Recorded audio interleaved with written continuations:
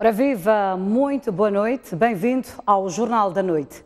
5 pessoas morreram e outras 11 estão gravemente feridas na sequência de um acidente de viação ocorrido hoje na província de Inhambane. A polícia aponta o excesso de velocidade e a fraca visibilidade como as causas do acidente.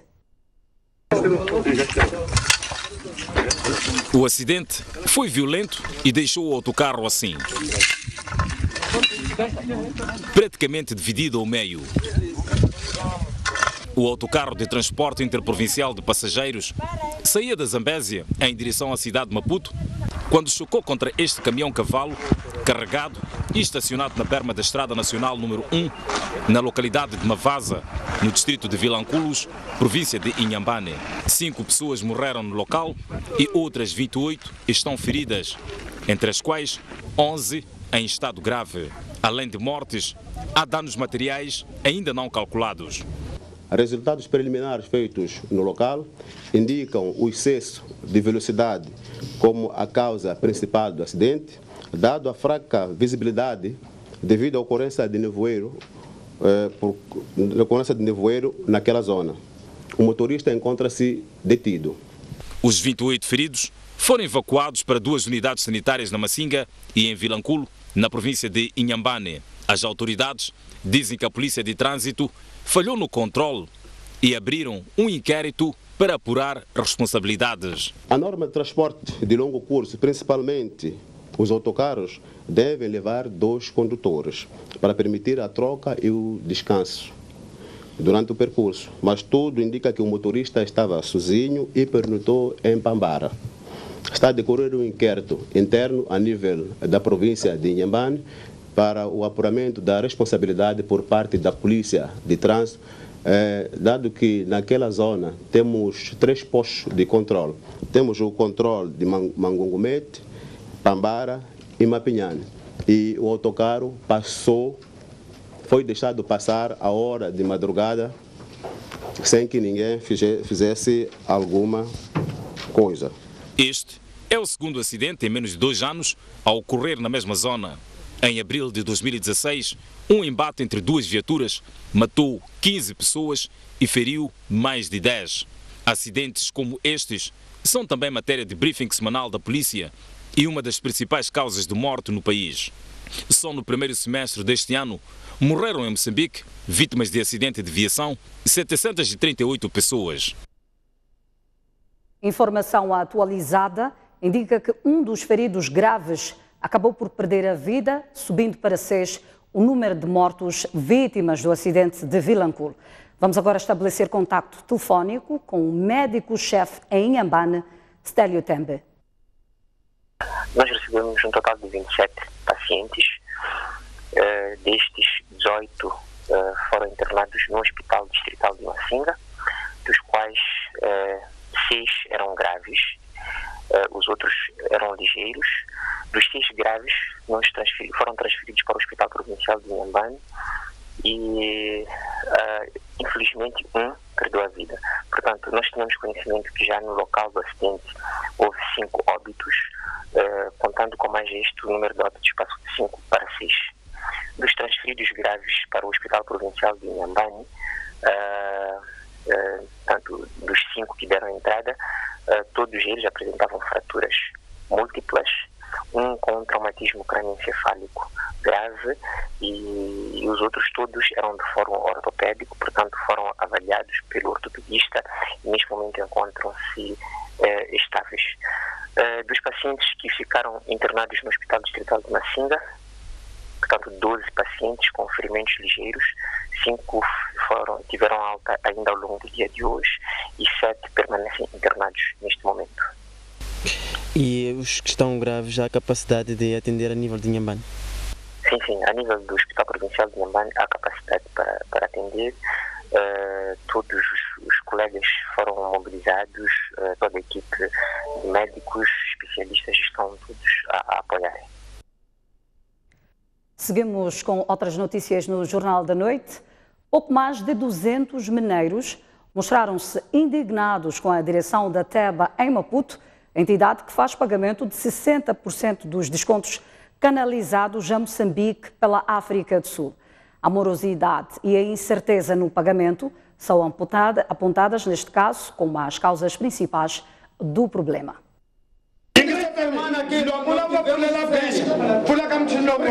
São homens e mulheres que se juntaram esta segunda-feira de frente a instalações da TEBA, em Maputo, com a esperança de receberem os descontos feitos aos seus salários durante o trabalho nas minas na vizinha África do Sul.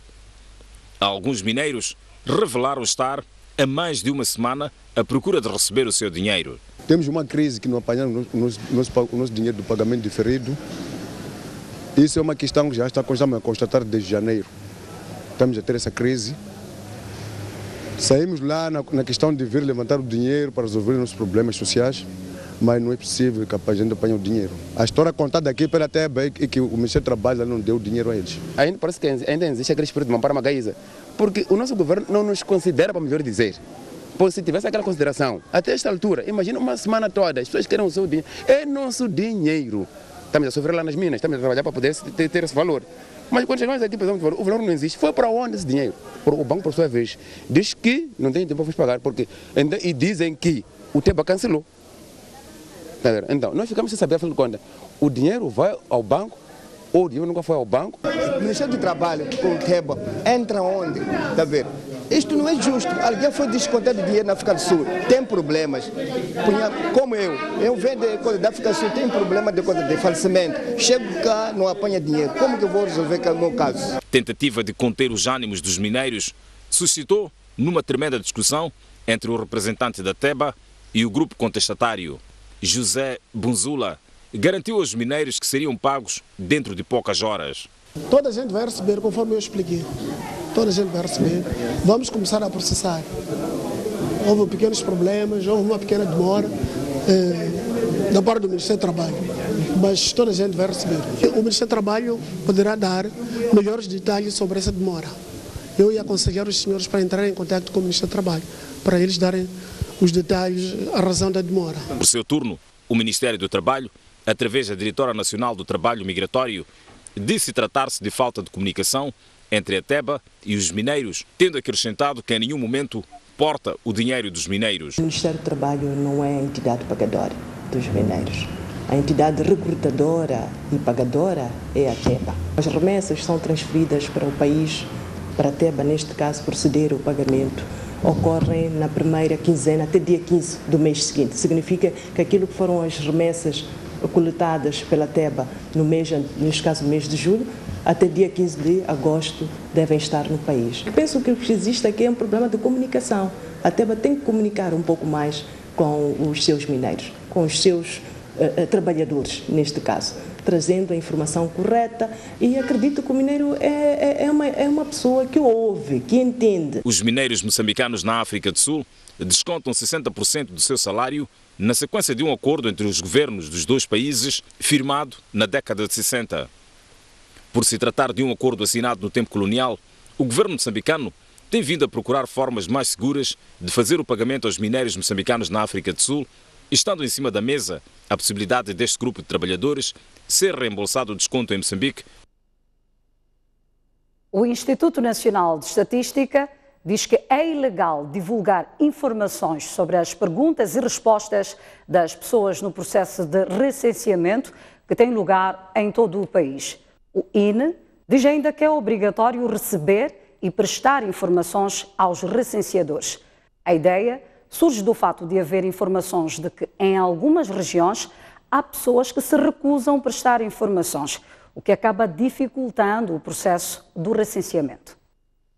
O Instituto Nacional de Estatística convocou a imprensa nesta terça-feira para denunciar e esclarecer o que identificou tratar-se de má interpretação da lei no processo de recenseamento da população. Primeiro, criticou a imprensa pelo fato de alguns órgãos terem divulgado entrevistas do processo, violando o princípio da confidencialidade previsto na lei. E alguns canais da comunicação social gravaram entrevistas e publicaram respostas de cidadãos. Quero acreditar que alguns de vocês presenciaram isto. Viram nos noticiários ou leram em algum lugar. Isto é um crime. Não podemos, nem a estatística, nem a comunicação social, nem qualquer outra pessoa. Como dissemos no artigo 6, que fala sobre a confidencialidade, a informação de cada pessoa é individual, é partilhada única e exclusivamente entre o entrevistado e o entrevistador. Também é obrigatória a prestação de informação aos recenseadores, ao contrário do que se verifica em alguns casos em que famílias recusam-se a fazê-lo. Sentimos que eventualmente há necessidade de revisarmos alguns aspectos da lei. Todo cidadão que resida em território nacional é objeto do censo. Ao 8º dia, o Instituto Nacional de Estatística assegura que o processo está a decorrer com normalidade em todo o país. Todas as equipas dispõem de equipamentos para o envio de informação já recolhida. A partir desta semana, o equipamento já foi todo ele disponibilizado aos órgãos executivos. São 1.717 órgãos executivos de recenseamento em todo o país.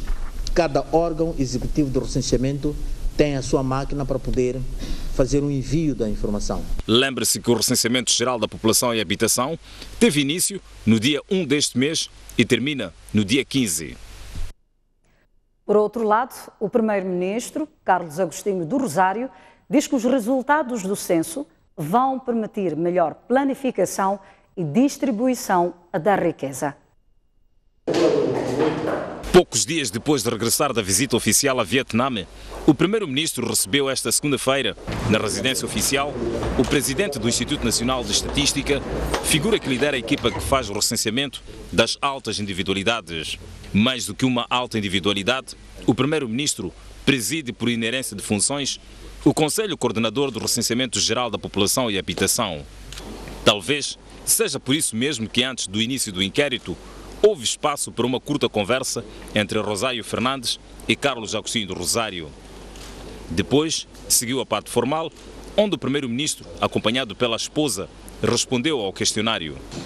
Muito satisfeito por ter cumprido um dever de cidadão, um dever de prestar a informação necessária para o recenseamento, e a mensagem que eu dou a todos os compatriotas é que adiram a este processo, ao recenseamento, porque é um ato importantíssimo para que todos nós possamos saber quantos somos como moçambicanos, aonde vivemos, em que condições vivemos, quantos homens temos, quantas mulheres temos.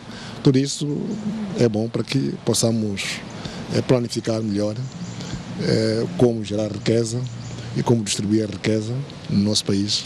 O processo termina com a fixação, na porta principal, do cartão que identifica que a casa já foi recenseada. Depois da Jules Nyerere, Rosário Fernandes vai esta quarta-feira à Avenida Frederick Engels recensear mais uma alta individualidade, Armando Guebuza. Ainda a propósito da deslocação do chefe de Estado à Gorongosa, o primeiro-ministro diz que Filipe Nunes mostra seu compromisso com a paz. O sentimento é de satisfação, porque, na verdade, um ato daqueles é um ato que demonstra que o Sua Excelência Presidente da República está empenhado e está comprometido com a paz. É um ato, efetivamente, de um estadista, de uma pessoa comprometida com o seu povo, comprometida em devolver a paz aos moçambicanos. Então ele foi aonde está o senhor de Lacam, nas matas, muito embora com dificuldades que isso acarreta, mas ele lá chegou e incentivou as conversações, que certamente, como já noticiaram, são bons para os passos seguintes, para que tenhamos uma paz definitiva e duradoura no nosso país. Portanto, eu penso que é bom. Já Renamo diz que o povo moçambicano é que sai a ganhar com o encontro entre o Presidente da República e o líder do partido. António Muxanga diz que a ida de Filipe Nunes à Gorongosa prova a existência de abertura entre as partes. O encontro não só abre perspectivas, como vem confirmar aquilo que sempre dissemos, que o Presidente da Câmara está a trabalhar para a paz e ele é homem de paz. Portanto, a ida do presidente Nunes a Gorongosa, no terreno controlado pelas forças de defesa da Arnão, é um exemplo significativo, porque ninguém usou a tentar sabotar o encontro que o comandante em chefe das forças da Arnão decidiu fazer com sua contraparte, neste caso o presidente Nunes. Portanto, ficou mais que claro que o presidente da Câmara efetivamente é homem de paz e tem Moçambique no coração e deseja o bem-estar para todos os moçambicanos. Portanto, estão de parabéns os dois dirigentes por terem conseguido fazer este encontro neste momento, e esperamos que efetivamente os grupos de trabalho possam ganhar maior dinâmica e possam nos trazer resultados antes que a sessão da Assembleia comece. A Procuradoria Provincial da Zambésia detectou irregularidades na atuação da Polícia Municipal de Quelimane. Semana finda, quadros do Ministério Público trabalharam no Conselho Municipal e esta terça-feira o edil Manuel de Araújo foi recebido pelo Procurador-Chefe para uma audiência. Manuel de Araújo esteve cerca de 3 horas na manhã desta terça-feira na Procuradoria Provincial da Zambésia, onde foi recebido pelo Procurador-Chefe. No final do encontro, de Araújo explicou à imprensa as razões da sua presença neste órgão. No âmbito de uma orientação superior da senhora Procuradora-Geral da República, no âmbito do controlo das receitas, etc. E houve uma série de assuntos que foram abordados e nós achamos que convinha-nos a retribuirmos esta visita. Foi constatado de que, em algumas vezes, a Polícia Municipal, por exemplo, tem ido atrás dos vendedores de rua, por um lado, mas por outro lado o município tem recolhido as receitas. Portanto, fez uma abordagem de que é importante harmonizar essa prática, que não é de bom tom. O que despertou a imprensa a presença do edil de Quelimane, Manuel de Araújo, na Procuradoria Provincial, é que este dispensou a segurança e sua viatura particular, preferindo ir numa boleia até a Procuradoria pouco depois das 7 horas. Não, a verdade é que a minha ideia era mesmo vir a pé, porque eu estou a fazer uma visita à minha cidade. E eu, quando faço visita à minha cidade, normalmente eu ando ou a pé ou de bicicleta. Quanto às irregularidades constatadas pelo Ministério Público na atuação da Polícia Municipal, o edil prometeu corrigir o assunto. O Serviço de Investigação Criminal já tem estatutos aprovados hoje em Conselho de Ministros. Na sessão desta terça-feira, o Executivo fez o ponto de situação da preparação da Feira Internacional de Maputo, FACIM, que arranca ainda este mês. O Serviço Nacional de Investigação Criminal, CERNIC, instituição criada recentemente para prevenir e combater o crime, já tem tudo para a sua atuação. Depois de se ter nomeado e empossado a direção da instituição, o Governo aprovou esta terça-feira os estatutos que vão dirigir o CERNIC. São objetivos deste instrumento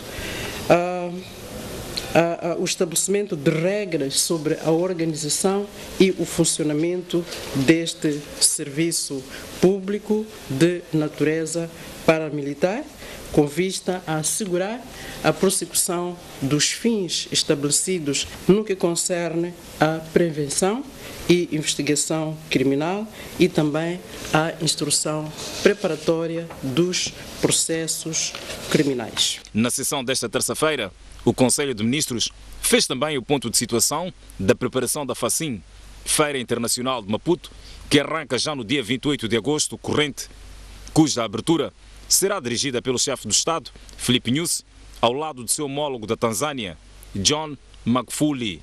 A feira vai potenciar particularmente a apresentação da produção nacional, de oportunidades de investimento e o desenvolvimento de parcerias e de exportação. Portanto, oportunidades para exportação de produtos nacionais. As informações sobre a Feira Internacional do Turismo, que decorre em outubro, o Festival Nacional da Cultura 2018 e a Conferência Internacional de Tóquio sobre o Desenvolvimento da África, TICAD, fizeram parte da agenda do Conselho de Ministros desta terça-feira. O Executivo aprovou também a criação de uma fundação de luta contra a malária, uma das doenças que mais matam em Moçambique. Uma adolescente, na altura com 10 anos de idade, foi penhorada pelo pai por causa de uma dívida de menos de 1000 meticais. A criança foi abusada física e sexualmente. Uma reportagem de Ricardo Machava e Nélio Júlio. O trajeto de estrada de terra batida nos leva até o distrito de Makati, na província de Manica. Uma zona rural de gente simples que vive de agricultura. É nesta tranquilidade que esta adolescente busca refúgio depois de ter sido abusada física e sexualmente durante um ano por um homem de 50 anos de idade. O caso deu-se em 2015, num outro distrito. Tudo começou depois da separação do casal, que tem esta menina como filha mais velha. Como é comum nesta zona, as crianças ficaram na guarda do pai, que depois de contrair uma dívida numa barraca, decidiu entregar a filha como forma de pagar a dívida. A partir daí, começou uma história de escravidão, abuso sexual e físico. E quando chegou lá, o que aconteceu? Trabalhei. Qual é o trabalho que fazia? Dar para a criança, levarei dentro, varei o quintal. Depois eu costumei na machamba. Depois quando chega na machamba, a mulher sai daí, ele fica a começar o quê? Brincar comigo com mal já. Brincou mal contigo quantas vezes? Muitas vezes. O mais grave é que ela sofria ameaças da parte do violador e do pai. Quando eu costumo falar para a mulher fala para ele começa a procurar o quê? Katana e coisa. Começa a me bater. Te bater por quê? Porque falou isso. E você chegou de ir queixar em casa de papá? Não. Meu pai estava por pedir para eu ir em casa, já estava por pedir. Falou assim, quando você bate, tu não foge para aqui. Quando você fez o que é censurado, não foge para aqui. Se você também fugir aqui, eu também vou bater também aqui. Para além da violência, ela foi privada de ir à escola. Por isso só começou a estudar depois de ter sido resgatada. Hoje, com 12 anos de idade, está na 2ª classe e revela-se uma menina inteligente. Repara que quando pedimos que lesse um texto no seu livro, ela surpreendeu com a escolha. Eu tenho os meus direitos. O direito de ter um nome. O direito de conhecer os meus pais. Para já, não pode conviver com o pai, porque em março deste ano foi condenado a 17 anos de prisão, juntamente com o violador. Moçambique é o 10º país do mundo com uma prevalência de casamentos prematuros mais elevada. Estima-se que 48% das mulheres casaram-se antes dos 18 anos de idade. Esta adolescente seria parte dessa estatística se não fosse a intervenção da comunidade e de uma organização não governamental que denunciou o caso à justiça. Apesar do tempo que passa, a adolescente não consegue se livrar do trauma, mas, por enquanto, pode contar com o calor da mãe.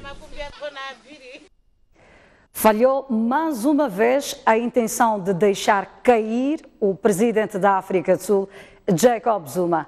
Esta é uma notícia que nós vamos acompanhar logo após o intervalo. Até já.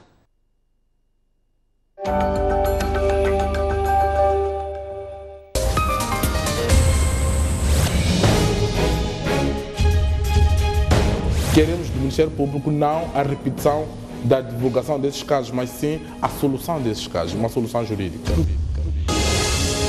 A qualidade da informação que nos é trazida não espelha realmente aquilo que as pessoas querem saber, aquilo que o povo tanto pretende saber. E nós sabemos que a nossa lei depende da bancada maioritária.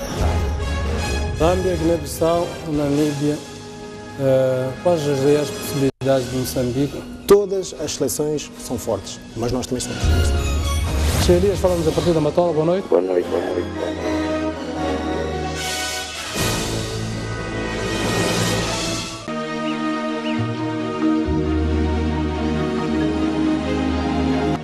No Lago Urema.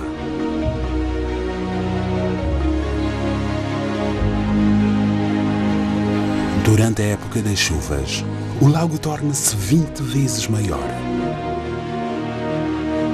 Parece um mar.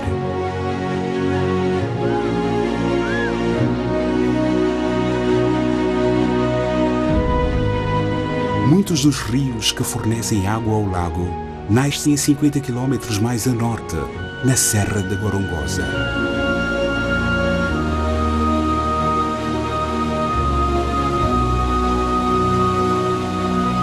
Que se ergue a 2.000 metros de altitude e retém as nuvens do Oceano Índico.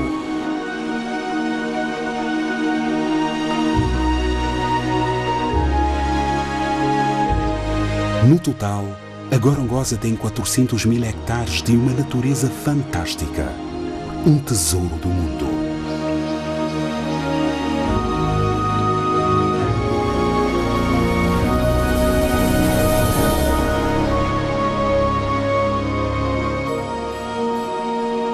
E o trabalho de proteger esta joia nacional pertence aos 130 fiscais do parque.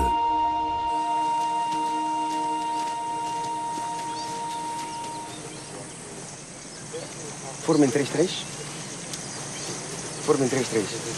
Vamos, mas segura, siga. Vamos embora. Cantando.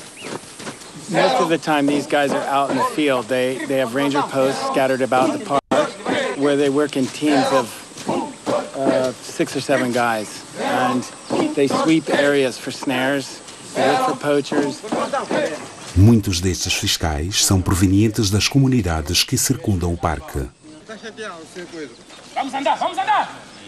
Eles têm de estar em boa forma física para poderem patrulhar muitos quilómetros de mato todos os dias. These guys also have to be put through self-defense tactics. They must know like hand-to-hand combat, because we teach them not to rely on a firearm. That firearm is the last resort. Yaksuke, Sani, Li, go, Sani, Li, go, go. Vou fazer nas calmas primeiro. Lançou, para ver. Esquivou, a defender para fora. Não quero ver alguém. Okay. Yeah! Master, here's another guy who wants to try you. But I know nothing. Ah, okay. So. Oh! No, it's okay, it's good. It's perfect.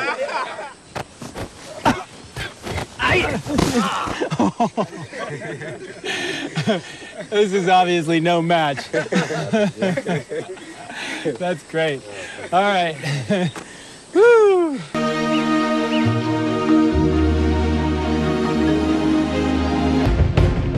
Aqui não há presença das alfândegas, nem sequer da agricultura.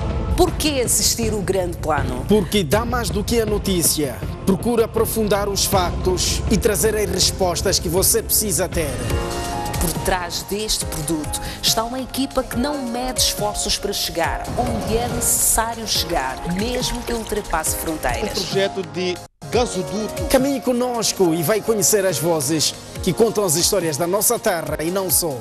Ah, não se esqueça, as melhores reportagens estão aqui.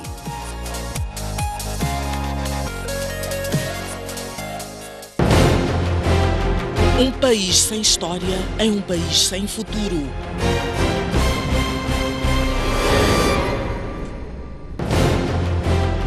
Um país sem história é um país sem futuro. Um mundo sem referências é um mundo sem norte. Um país sem cultura é um país sem identidade. Um país sem ídolos é um país sem referências.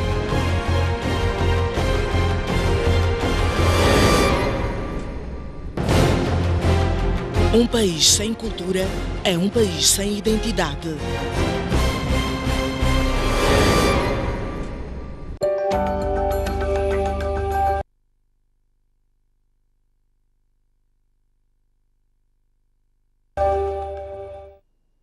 Seguimos com as notícias no Jornal da Noite.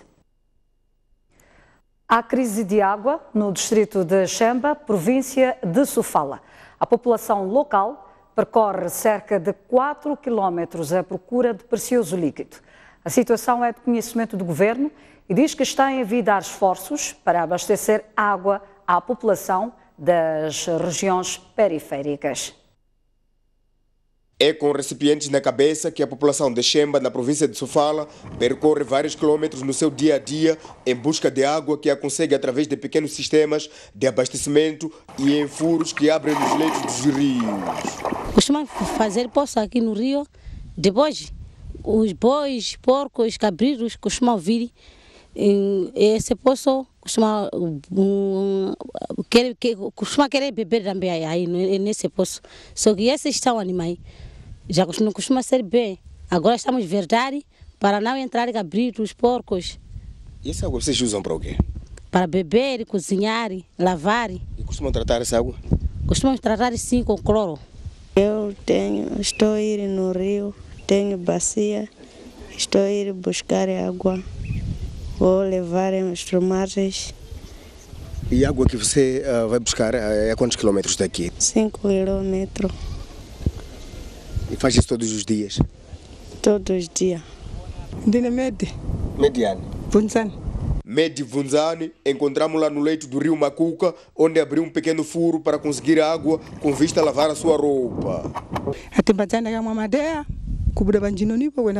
Saímos da nossa zona para esta aldeia. A água está difícil nesta região. João Patrício, administrador de Xemba, reconhece a problemática de água no seu distrito e diz que 40% dos habitantes ressentem-se da falta do precioso líquido. De fato, estamos em cerca de 60% da nossa cobertura, mas ainda temos muitas necessidades, principalmente agora no interior do distrito. Portanto, estamos a falar de algumas povoações e localidades que o desafio é ainda de colocarmos água para tanto abastecimento das comunidades. E atualmente como é que as pessoas do interior do distrito se arranjam para conseguirem ter água? Bom, temos algumas fontes que estão a funcionar e são essas que, apesar de uma fonte estar a abastecer mais de 300 pessoas, mas são essas que estão agora a tentar tanto satisfazer as necessidades no interior. Mas que nós queremos, de fato, tanto respeitar o requisito de uma fonte de 300 pessoas. Isso que nós queremos, que é para, de fato, fazermos uma distribuição cada vez mais satisfatória para a maioria da nossa população. O administrador de Xemba referiu que recentemente o governo melhorou um sistema de abastecimento de água no distrito, beneficiando mais de 10 mil famílias. O governo investiu mais de 760 milhões de meticais na construção de 9 pontes que passam a ligar os distritos de Guro, Tambara e Xemba, nas províncias de Manica e Sofala. Em tempos de chuva, circular de um ponto para outro na Estrada Nacional número 529 já foi um calvário devido à precariedade das vias de acesso e de pontes. Já houve até relatos de morte por arrastamento de águas, assim como perda de bens. Vinham aqui crocodilos e hipopótamos, vinham ficar aqui no rio. Portanto, a travessia constituía um perigo, muito perigoso mesmo para atravessar o rio Pombo. Já houve algumas vítimas por ataque desses crocodilos e hipopótamos? Sim, já houveram. Já tivemos 3 acidentes mortais aqui nesse rio. Já assistimos um jato de água a vir. Não podíamos fazer nada. O caminhão foi engolido ali mesmo. Nós já assistimos parados lá na margem. A água já está engolida, a cabina, até desaparecer totalmente o carro.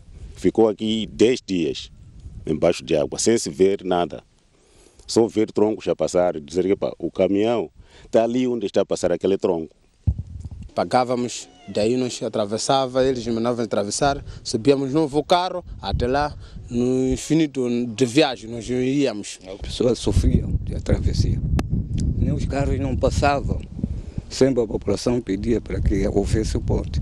Hoje, com a construção de 9 pontes, nomeadamente sobre os rios Muira, Chichi, Tsanzabwe, Chivule e Nhanchena na província de Manica e sobre os rios Pompwe, Macuca, Tsangaze 1 e 2 em Sofala, a circulação ficou mais facilitada e segura. A via de acesso em si, né, vai facilitar mais para os nossos pacientes irem aos nossos serviços. Depois das pontes serem construídas até agora, já estamos a ver uma melhoria. O nosso negócio também está a andar bem e transporte também, nosso produto está a chegar bem sem problema como antes. É mais uma valia, atravessamos com tranquilidade, né? O governo investiu mais de 760 milhões de meticais para garantir a transitabilidade de pessoas e bens, o que está agora a dinamizar o desenvolvimento nesta região.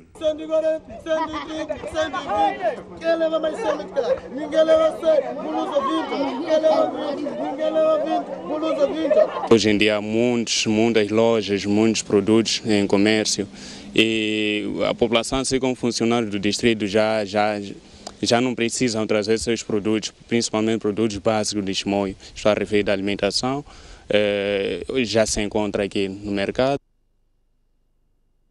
Organizações da sociedade civil dizem que instituições públicas moçambicanas não estão preparadas para fornecer informações dentro do prazo estipulado pela Lei do Direito à Informação.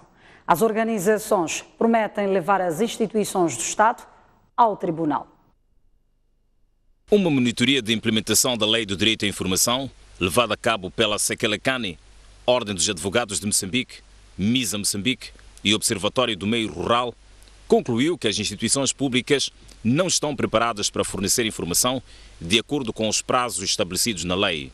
A monitoria às instituições públicas iniciou em maio, envolvidos 3 meses. O balanço é negativo. Informação a 10 instituições, nos termos da lei, deviam responder até 21 dias da data em que receberam pedido. Destas 10 instituições, apenas 3 responderam. E das 3, apenas uma dentro do prazo legal. O desconhecimento da lei e do sentido de acesso à informação como direito fundamental é apontado como a principal causa para a falta de colaboração por parte das instituições públicas. Em resposta ao silêncio das instituições públicas, a sociedade civil vai recorrer ao Tribunal Administrativo. As causas, pode haver muitas causas deste fracasso. Ou as instituições interpeladas ainda não conhecem a lei, ou se a conhecem, não têm condições técnicas para dar informação suscitada dentro do prazo, ou uma questão mais complexa, que é uma questão cultural, de mentalidade. A questão agora é recorrer ao Tribunal Administrativo para que as instituições interpeladas para mudar de conduta. Mesmo com a aprovação da Lei do Direito à Informação, em dezembro de 2014, órgãos de comunicação social e organizações da sociedade civil continuam a queixar-se de difícil acesso à informação junto de instituições públicas. A Câmara de Comércio de Moçambique vive na insustentabilidade por falta de dinheiro. Cerca de 80% dos membros não pagam cotas, revela o vice-presidente da organização. E para reverter a situação, a Câmara criou uma unidade de negócios. A Câmara de Comércio de Moçambique não está em condições de funcionar por falta de dinheiro, admite o vice-presidente daquela organização empresarial. Para dar um exemplo, a Câmara do Comércio vive de cotas. E as cotas que eu há 3 meses atrás ou 4 meses atrás eram 250 meticais. Onde no mundo é que apanhas uma Câmara que funciona a 250 meticais e com uma Câmara que tem 500 membros, 100 membros a pagar? É impossível. O ideal seria que as empresas médias e grandes associadas à Câmara pagassem 2.500 e 5.000 meticais, respectivamente, à semelhança de outros países da região. O budget da Câmara ronda os 35, 50 milhões, só para operações. mas o ideal seria 100 milhões. Naturalmente que a Câmara precisa de fazer investimentos, a Câmara precisa de entrar em participações, e é o que não temos neste momento. O dinheiro que a Câmara possui atualmente é suficiente para pagar salários e não cobre as viagens e os investimentos. Por isso, a organização sem fins lucrativos criou uma unidade de negócios denominada Câmara de Comércio e Investimentos, com vista a fazer dinheiro para o seu funcionamento. Temos esse desafio de trazer projetos, investimentos para o país, naturalmente envolvendo os nossos membros, em princípio, numa primeira fase, e naturalmente que estamos a tentar garantir a sustentabilidade da Câmara através desses investimentos. Esta terça-feira, a Câmara organizou um encontro para apresentar oportunidades de negócios aos seus associados. Uma delas é a Facim que se aproxima e a outra é uma cimeira e feira que terá lugar no Egito, onde a Câmara vai participar. Na ocasião, o Banco Nacional de Investimentos apresentou novos projetos de financiamento de PME. As PMEs deverão se jogar ao banco para saber quais são os requisitos, mas relativamente ao fundo de que eu falei, que estamos para lançar juntamente com a agência do Zambese, eles terão que reunir alguns requisitos, dentre os quais eles devem estar a operar ao longo do Vale do Zambese. E temos outros fundos que é para financiar PMEs que tenham receitas ou cash flows em moeda externa. Então, se elas tiverem, se existirem PMEs nesse segmento, podem também se deslocar ao BNI para poderem saber quais são os requisitos para poderem se beneficiar do financiamento. Fora isso, nós apoiamos as PMEs a se organizarem para poderem conseguir financiamento junto dos nossos parceiros comerciais. A nova direção da organização empresarial está a trabalhar no sentido de tornar a Câmara de Comércio de Moçambique sustentável em pelo menos 2 anos e meio. Momento de olharmos a previsão do tempo para as principais cidades do país e seguimos mesmo com a zona sul do país, onde Maputo vai registrar uma temperatura máxima de 25 graus e uma mínima de 16. Xai-Xai poderá registrar uma temperatura máxima de 24 graus e uma mínima de 12. Inhambane poderá registrar uma temperatura máxima de 26 graus e uma mínima de 13. Já para a zona centro do país, Beira poderá registrar uma temperatura máxima de 25 graus e uma mínima de 17. Chimoio poderá registrar uma temperatura máxima de 23 graus e uma mínima de 13. Quelimane poderá registrar uma temperatura máxima de 26 graus e uma mínima de 17. Tete poderá registrar uma temperatura máxima de 32 graus e uma mínima de 18. Na zona norte do país, Nampula, com 25 graus de máxima, 18 de mínima, Pemba com 27 graus de máxima, 20 de mínima e por fim Lexinga com 20 graus de máxima e uma temperatura mínima de 10 graus. Até já.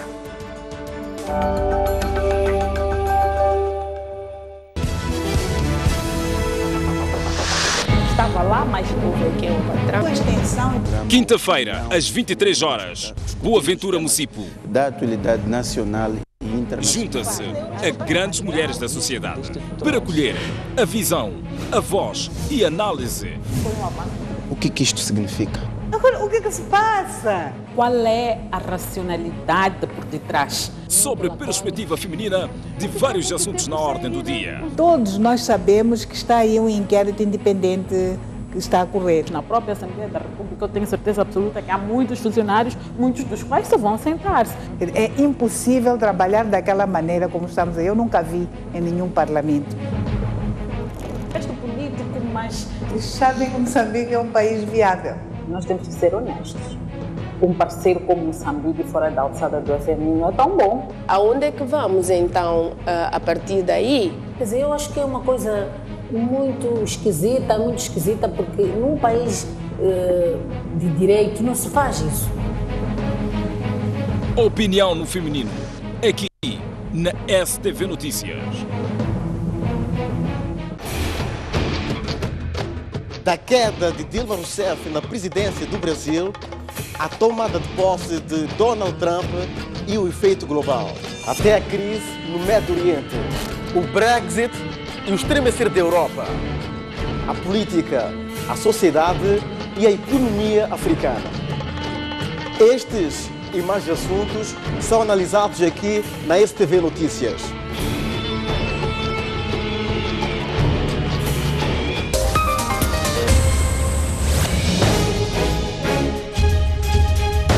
Queremos do Ministério Público não a repetição da divulgação desses casos, mas sim a solução desses casos, uma solução jurídica.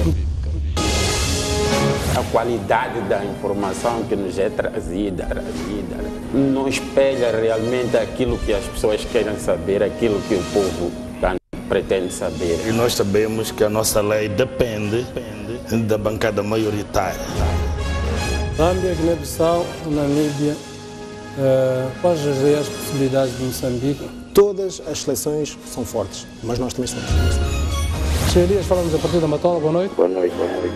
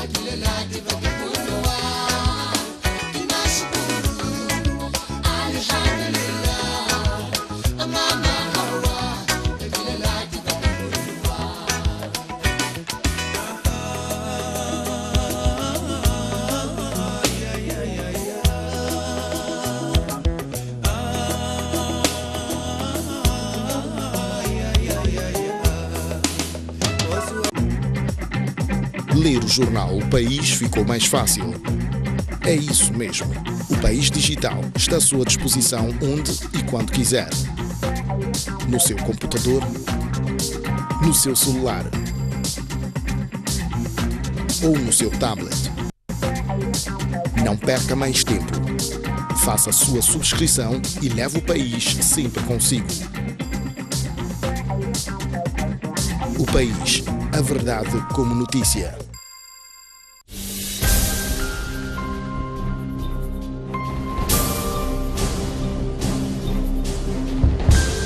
Olá, bem-vindos ao... Que o país tem um déficit. Secretária permanente.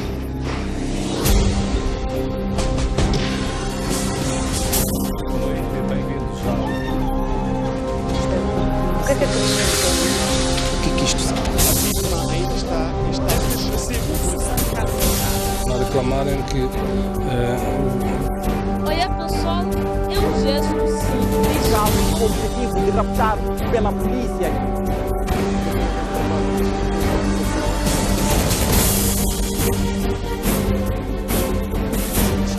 No local... Esta é uma das vias que está por perguntar quais são os grandes...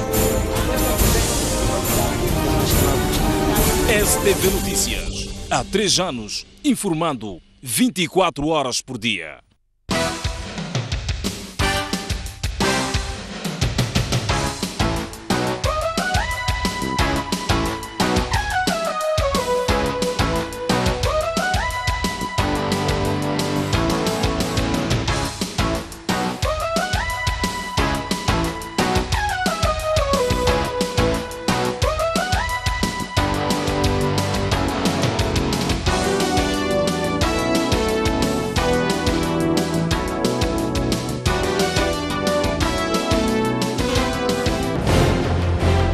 Um país sem história é um país sem futuro.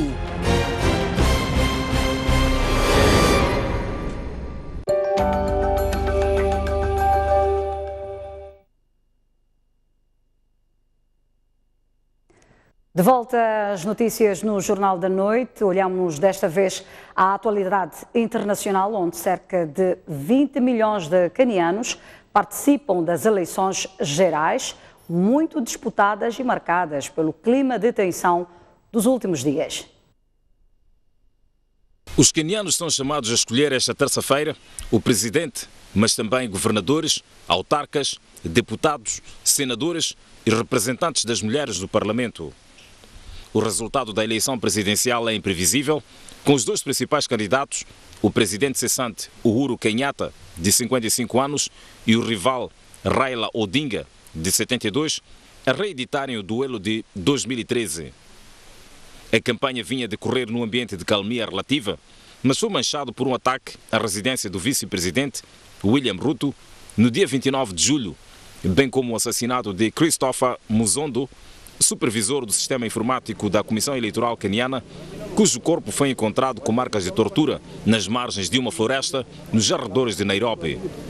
Com receio de perturbações, o governo destacou 180 mil efetivos das forças de segurança em todo o país, um dispositivo que a oposição receia que intimide e dissuada alguns dos seus partidários de exercer o direito de voto. As assembleias de voto, que deverão encerrar quando forem 18 horas em Moçambique, contam com observadores da Organização das Nações Unidas que alertam para a necessidade de transparência. Nas eleições gerais de 2007, a violência político-étnica pós-eleitoral tirou a vida a mais de 1.100 pessoas e fez mais de 600 mil deslocados.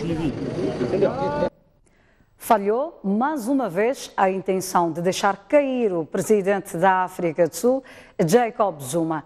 A votação secreta, realizada esta tarde no Parlamento Sul-Africano, não produziu os 201 votos necessários para a queda de Jacob Zuma. Depois de longas horas de votação secreta sobre a moção de não confiança contra o presidente sul-africano, o resultado final foi com um banho frio para os oponentes de Jacob Zuma. The results of the vote by secret ballot are as follows. The total votes, 384. The yes, 177. The no, 198.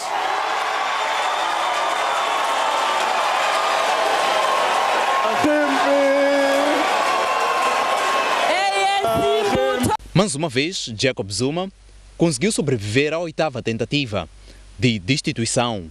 Mesmo com 30 votos dos deputados do ANC, a oposição não conseguiu reunir os 201 votos necessários para a queda do presidente. Olhamos então a atualidade desportiva e é quase impossível falar do basquetebol nacional sem mencionar o seu nome. Foi considerado 7 vezes consecutivas melhor ressaltador do país, dono de uma capacidade reconhecida de luta e homem de ressaltos. Dentro da quadra, desempenha o papel de extremo poste. Hoje, a STV conta-lhe o percurso do basquetebolista Custódio Arão Muchate Júnior. Tem 35 anos de idade, é casado e é pai de 2 filhos. Com a sua humilde personalidade e dedicação, Custódio Muchate foi ganhando habilidade dentro da quadra e conquistou um espaço na Académica de Maputo, seu clube de formação. Teve passagens pelo Ferroviário de Maputo, seu clube atual, e pelo Desportivo. No primeiro dia que eu fui, foi no dia seguinte, eu apareci de sandálias e só simplesmente pegava as bolas e atirava para a tabela. Tudo que apanhasse, atirava para a tabela, não tinha noção nenhuma. Como internacional, a sua história remonta de 2003, quando foi chamado a ajudar a seleção nacional a qualificar-se para o Afrobasket do Egito. No entanto, uma lesão no joelho impediu o atleta de representar a seleção no campeonato africano. O que me fez pensar que eu não iria mais jogar? Eu aqui tive o cuidado de dizer que esta é uma modalidade da qual qualquer um se apaixona. Eu estou apaixonado pelo basquetebol. Eu achei que minha carreira tivesse terminado. Mas a perseverança e a autossuperação permitiram ao jogador voltar à quadra mais forte, conquistando deste modo o seu primeiro título de campeão nacional de basquetebol. Em 2005 fui contratado pelo Ferroviário de Maputo. Foi onde comecei a ganhar títulos, ganhei 4 títulos consecutivos. Hoje, com 35 anos, o capitão do Ferroviário de Maputo tenciona encerrar a sua carreira e abraçar novos desafios. Não me vou desligar do basquete, mas como atleta no ativo, eu acho que vou mesmo parar por aqui. Mas neste percurso, a família e os amigos têm sido um grande suporte. Eu sou a maior fã dele e quando ninguém mais se lembrar de Custódio Machado, jogador, Custódio Machado, celebridade, quando ele já não for uma celebridade para as pessoas perguntarem e ninguém souber, quando talvez ele estiver doente, já velhinho, eu ainda estarei lá e vou lhe amar sempre. Eu sou a fã número 1 dele. Que ele continua a ser esse rapaz honesto, esse rapaz sempre predisposto a colaborar com as pessoas, sério, extremamente sério, até seu ponto de vista profissional, ele é extremamente profissional, com uma atitude sempre positiva. Tu és mais que um amigo para mim, espero que tu continues a ser aquele Custódio que é muito humilde, muito atencioso, aquele que está sempre disponível a ajudar. Em 2005, participou pela primeira vez numa fase final do Afrobasket, que teve lugar na Argélia, prova na qual fez parte da lista dos 10 melhores ressaltadores e recuperadores de bola. Ainda no basquetebol, Sílvia Veloso, jogadora do Ferroviário da Beira, irá jogar e estudar nos EUA. Veloso irá representar o Seward County Community College do estado do Texas. É uma das grandes promessas do basquetebol moçambicano. Melhor marcadora do Afrobasket feminino de sub-18 em 2016, com média de 16,3 pontos por jogo, Veloso foi ainda indicada para o 5 ideal desta competição, juntamente com a compatriota Yolanda Francisco.